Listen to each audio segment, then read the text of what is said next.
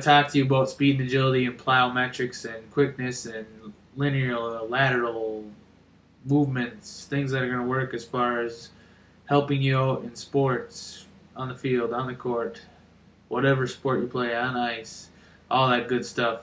I was a semi-pro football player. Those are my jerseys back there, my helmet. I am a personal trainer, Dream to Achieve Fitness. Check out my channel, Mr. Fear 41 on YouTube. Follow me on Facebook, blah, blah, blah. Let's get into this. Here we go. Speed, agility, and quickness. What is it?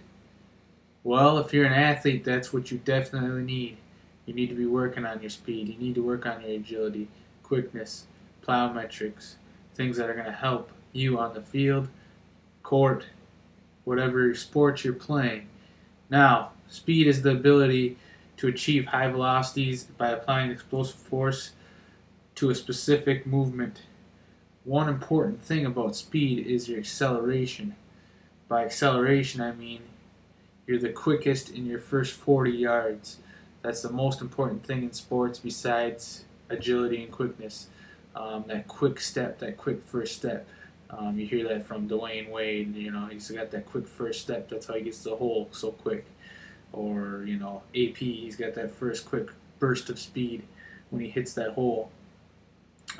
The way you would work on this acceleration process of the speed is staying at about a 45-degree angle when you first get off your jump or off your start or into your sprint. And then stride frequency and stride length are definitely two components that are going to help with that acceleration. Agility, that's just the ability to brake and accelerate real quick again. That's one of the probably the most important thing that you're going to need in sports is your agility. Now, good drills to help you out with this is lateral movement, like side-to-side movements, or you know, quick linear movements from one angle to another. You know, one other good thing is if you have teammates or someone there pushing you or training you, good components to use is reaction movements, like using resistance bands. Let's say you hook up a resistance band to their stomach, have them run at one angle, point to a different direction, and kind of just keep pointing. So they got to follow your movements.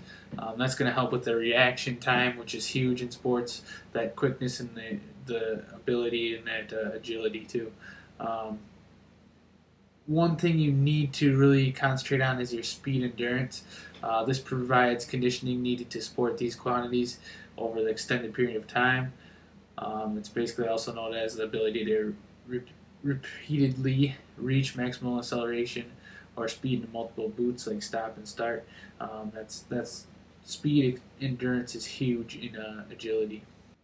Your goal in sprinting, there's going to be, you know, 3 or 4 goals you want to do as far as sprinting. I know you guys probably laughing, oh, running and sprinting and speed and agility is really easy to train, but there's actually typical and non-typical ways of doing training as far as training your agility, training your speed. Some goals of your sprinting is to achieve high stride frequency. Frequency is basically the number of times your foot strikes the ground at any given time or distance. So, you know, increase that frequency so your stride length then in turn increases also, meaning your stride length, your distance between foot strikes on the ground, related to the body height, blah, blah, blah, blah, and the length in your leg. So making, you know, this is going to be pretty much individualized for whoever you're working with or whoever you're training, or you yourself as an athlete. You're going to have different frequencies and lengths than other people because, of course, some are tall, some are shorter. So just different ways of doing that. So as far as achieving that stride frequency and stride length, what you want to do is maximize the backward velocity of your lower legs and the foot ground contact. So really powerful legs and foot to ground contact, pushing off your toes and your heels. Or sorry, not your heels, your toes and your forefoot. Another thing as far as athletes, what do? 50% of the time is sprinting or speed and agility, 50% of the time is up in the air. So, you know, definitely training your plyometrics type workouts. It's going to help with your explosiveness, your quickness, as far as on the field and everything. So the way to do plyometrics is It's basically defined as a quick, powerful movement followed by a stretch involving the stretch shortening cycle. I'm not going to get too big into that because I'm not going to give all that crazy info out. If you do want to hit me up on my Facebook about it. So as far as training in that plyometric type workout, it's training your type 2B muscle fibers, your fast, explosive muscle fibers. Really wears down the muscle. So typically rest time in plyometrics and speed and agility, kind of working those type 2B muscle fibers. You want to have like a minute to 2 minutes rest, depending on the intensity of the plyometric workout or the speed and agility workout. Now, plyometrics, there's very important details as far as doing these exercises. Let's say you're doing depth jumps, meaning jumping from a bench down to the floor. Now, if the floor is solid, you want to kind of have some kind of padding because you are going to be landing, on the floor. Now, when you're landing on the floor, you want that padding. You want to land with your knees bent and the weight on your toes.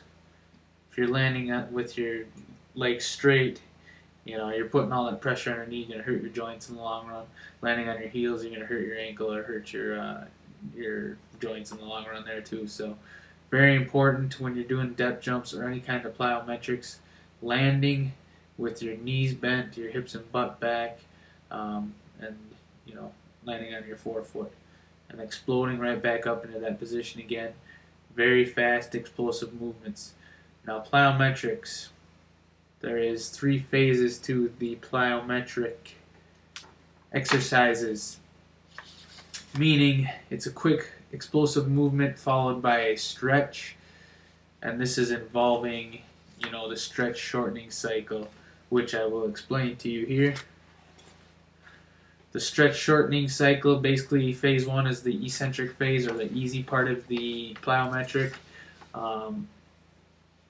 The agonist, meaning the main muscle group or the muscle working the most in the exercise. The agonist in a plyometric are usually, as far as like those depth jumps, like I was explained before, is your quads, front of your thigh. They undergo a rapid stretch. Okay. Phase 2 is the delay in the movement. So when you land, that's the delay. Phase 3 is the concentric phase or the hard part of the movement. The quads act real quickly and contract real quickly to extend to the knee, allowing this person to push off the ground as quick as they can. So that's the fast, explosive, concentric hard part of the movement. Using those things that I told you as far as safety issues, landing with your knees bent, landing on your toes, and keep your knees behind your toes as far as like squats and things like that. Have a good surface so it's not like concrete or anything.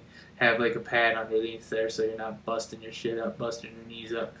You don't want to end up with bad knees in sports. So train right with that. As far as intensity, like I said, you want to do about 6 to 8 reps, 3 to 4 sets, but your rest time or recovery time should be about 2 to 3 minutes in between sets. As far as in between doing plyometric, you want to give yourself about 48 to 72 hours from different plyometric workouts.